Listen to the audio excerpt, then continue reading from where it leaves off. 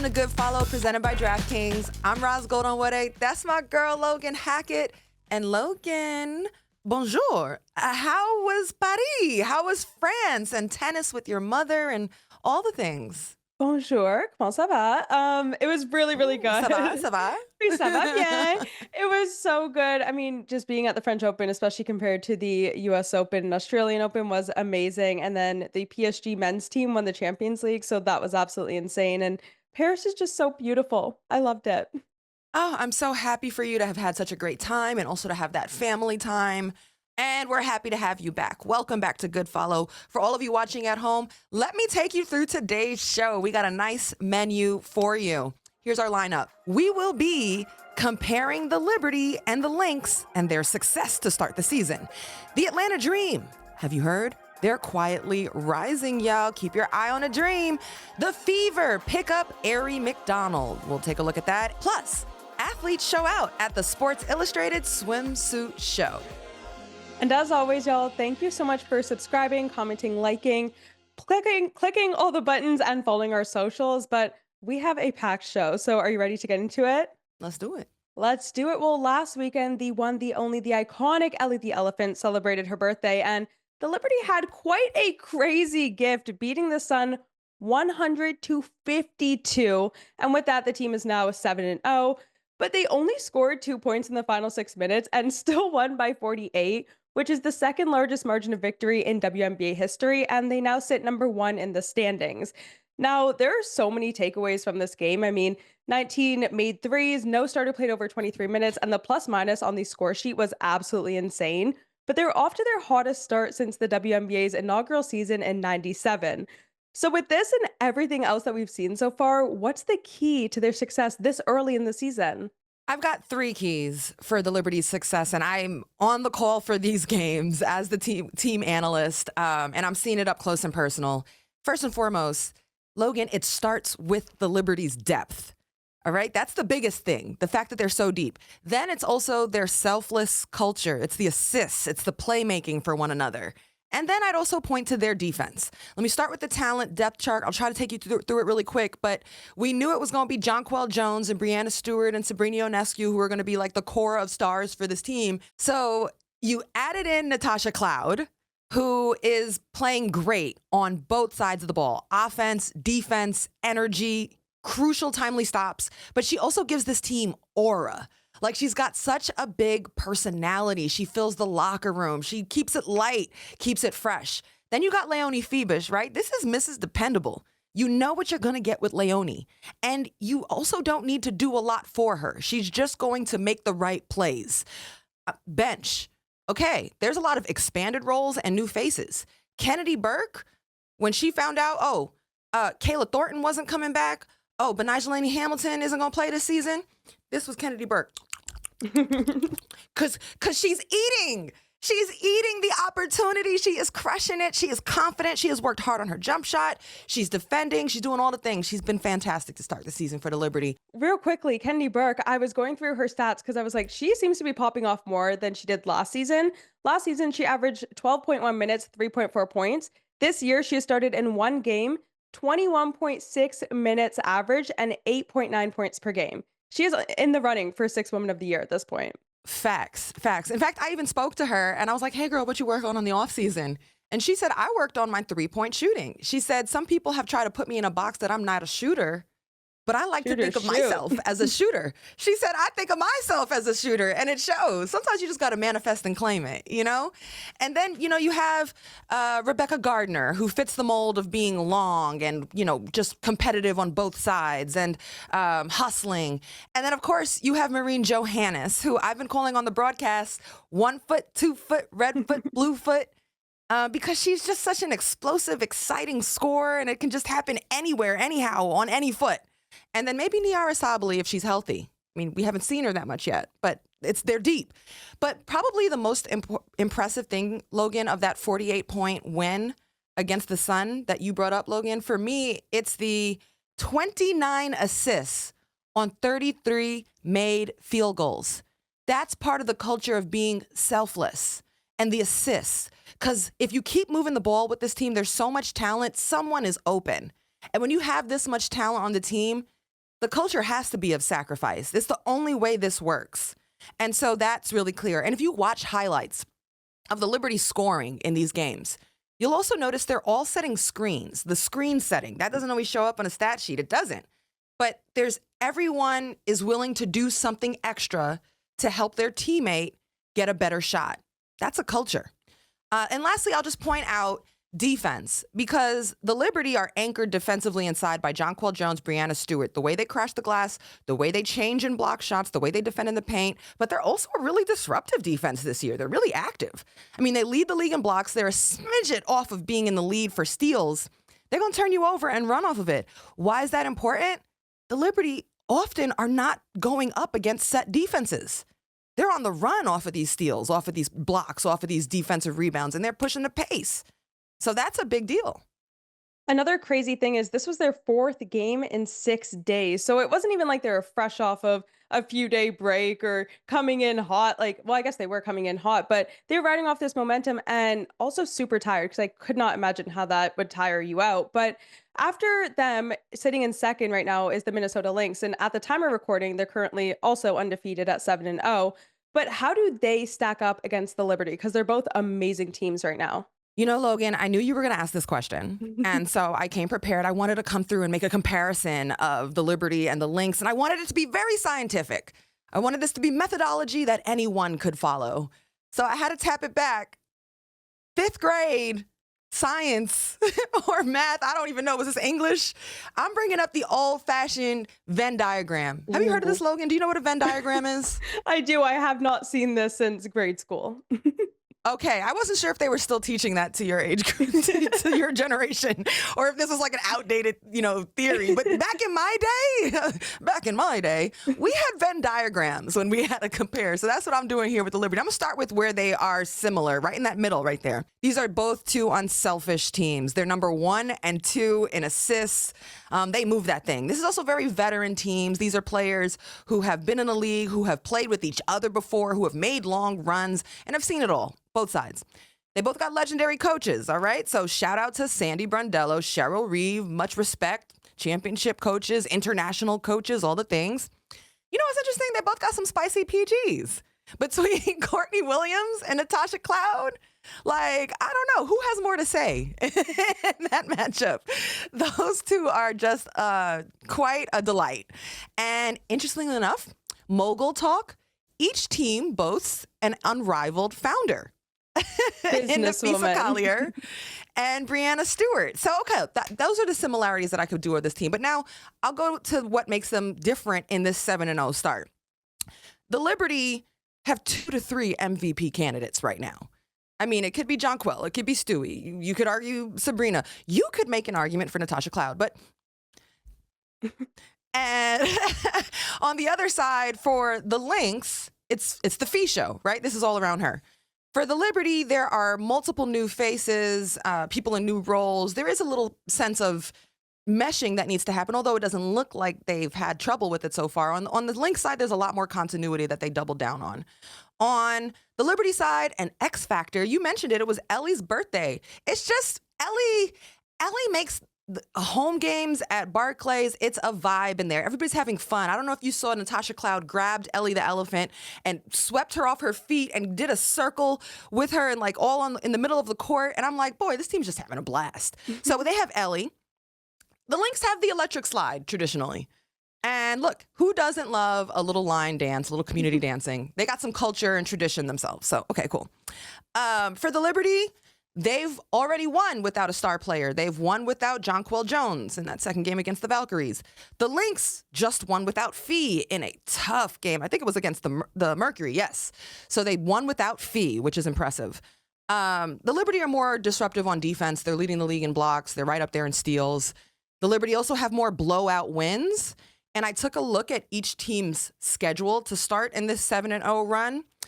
I think actually I couldn't really say who had a tougher schedule. Both have seen, some of the quote unquote weaker teams this season, and had a couple of, tougher challenges. I would say it's been pretty even, but the Liberty have just blasted their way through most of their schedule. And the Liberty are on track. If we were to do it right now, I would say they got 4 all-stars on the team.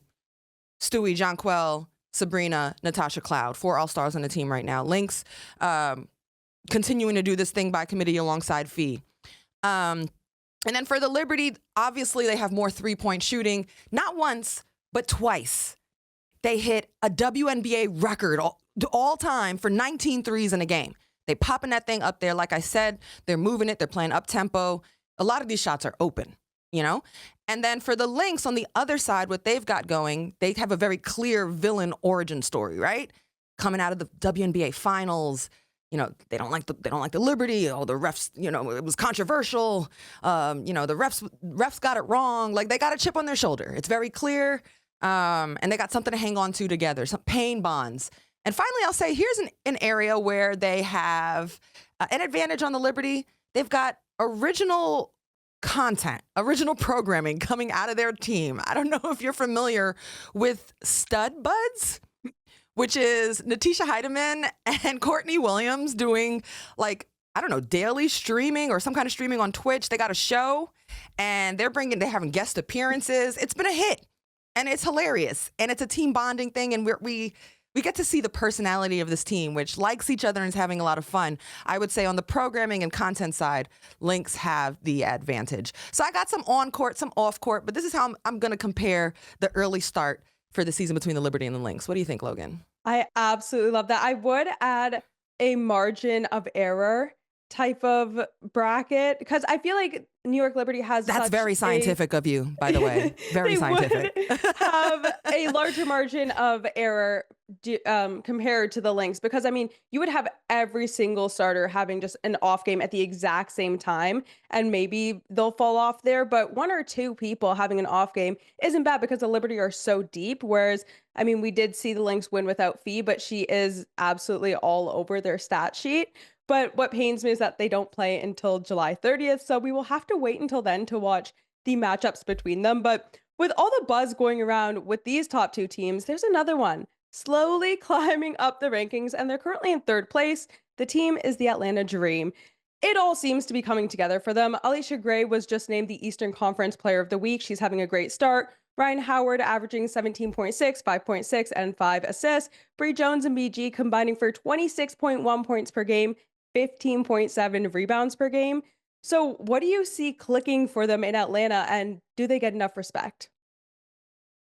You know what, Logan? I don't want to be the girl that says, "Oh, toot my own horn." I don't want to do that, okay? But I called it. I called this. I called it. I said it. Listen, producers, can we do just like a replay or look back as to the season preview for the Atlanta Dream? Because I called this. Like, I think there's more to go for Alicia Gray and Ryan Howard. I mean, I know Alicia was already, like, she dominated All-Star Weekend. She won the skills. She won the 3. She was an All-Star. She was one of the best players at Unrivaled. I think she's got more to do.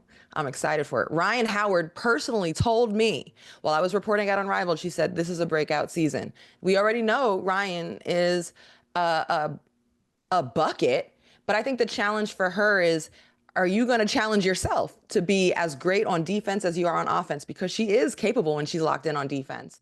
Listen, I called this. And it's not like I'm such a genius. It's more, I saw it at Unrivaled. I was in Miami. I saw a lot of what we're seeing from the Dream. I saw the seeds being planted in Unrivaled. First of all, congrats to Alicia Gray, Eastern Conference Player of the Week.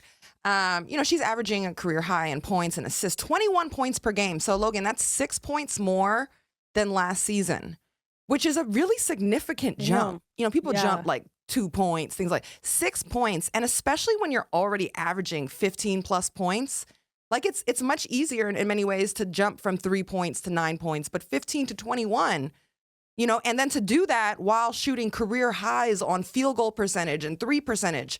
She's almost shooting she's almost shooting 50% from the field. And it's not like she's shooting, efficiently and not putting it up. She's putting up the most attempts from the field, from 3.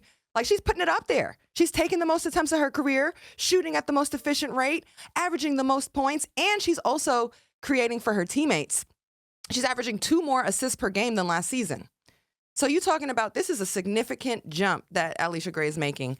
And the same thing for Ryan Howard, who, we already knew she was a bucket. She also is now averaging 2 more assists per game than last season. So the playmaking is there. But what stands out to me, and this was the challenge that, I heard her talking about with Teresa Weatherspoon at Unrivaled, was on the defensive end, because she's been capable. And when she really locks in on that end, she's could be one of the most dynamic two-way players in the league. And she's doing that. Lately, she's been defending the best player, the biggest challenge on the other team. So, when I look at this Atlanta Dream team and what they're doing, they have 4 wins in a row. Jordan Canada hasn't even played, and she's coming back. Jordan is a defensive presence. She's a very great leader. She can hit tough shots, and she's got a nice demeanor about her for the team. Everybody likes her. She likes them. She's great. Brittany Griner has room to improve. She has not hit her stride at the most elite level this season, and that's a beautiful thing, that there's more that she can do. Bree Jones has started off strong. And as I watch this Atlanta Dream team, I'm seeing, role players emerging. Naz Hillman, who also had a nice showing at Unrivaled. And I've been known Nia Coffey. These are 2 players that are making the most of their minutes. So for me, when I look at the Atlanta Dream, I see a team that has not even begun to hit its final form, and they're already sitting at 3rd in the standings, and there's a lot of room for them to blossom and continue to improve. There's also a lot to say just with these top 3 teams in general. I love their team chemistry, and you could see it on the court, off the court, even on social media, who's hanging out with who. I mean, I feel like team chemistry or chemistry between players is huge this year, but it really shows out for those top 3 teams. And I want to kind of touch quickly on a team that's not looking so hot, which is the Fever, ironically. And even though Sid Colson is set to return, Caitlin Clark is out with a quad injury, and Sophie Cunningham is still out with her ankle injury, which led to them signing Aari McDonald on an emergency hardship exception. Now, in my opinion, this is the best possible point guard pickup. But Ros, how does Aari help the Fever? Yeah, Aari McDonald brings them speed, a defensive presence, and another ball handler. That's what the Fever need right now. Boy, when it rains, it pours. It's like all of their ball handlers and guards got hurt at the same time. And Caitlin and Sophie and Sid all banged up. And so the Fever have now lost 3 in a row. So Aari can bring that presence there. But it doesn't mean that you can just throw any old guard and say, okay, we're going to do a pick and roll. We've been running a pick and roll. Go and do a pick and roll. No, what makes Caitlin special is that the attention that she receives in the pick and roll is what sets everything else up. Because defenses are in a state of confusion, chaos, and urgency to communicate and get the read right on Caitlin. So what it ends up leaving is space, is opportunities for reads for her teammates to either pick and roll, pick and pop, pick and slip and flare. It's because of the space that's created and the advantage that's created. And you'll see too, when you look at Kelsey Mitchell in the last 2 games without Caitlin, she's only shooting 25% from the field.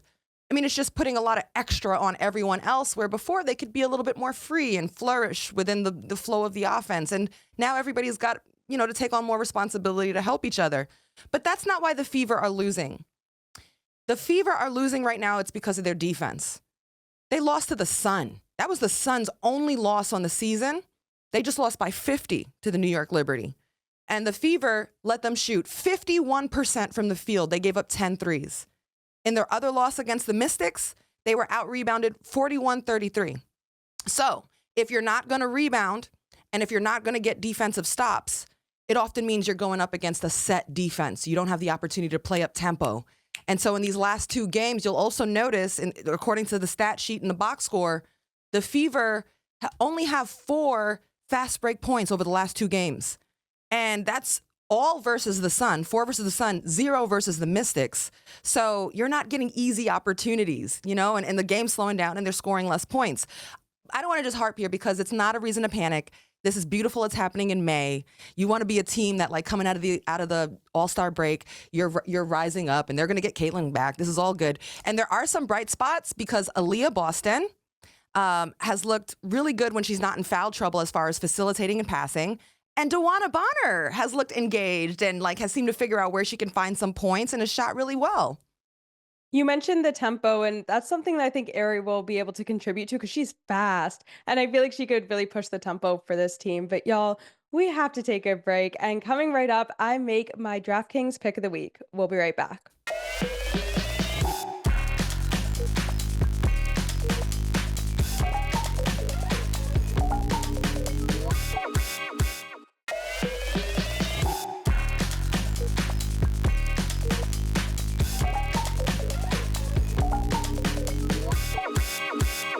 Welcome back to Good Follow. Today's episode is presented by DraftKings. DraftKings, the crown is yours.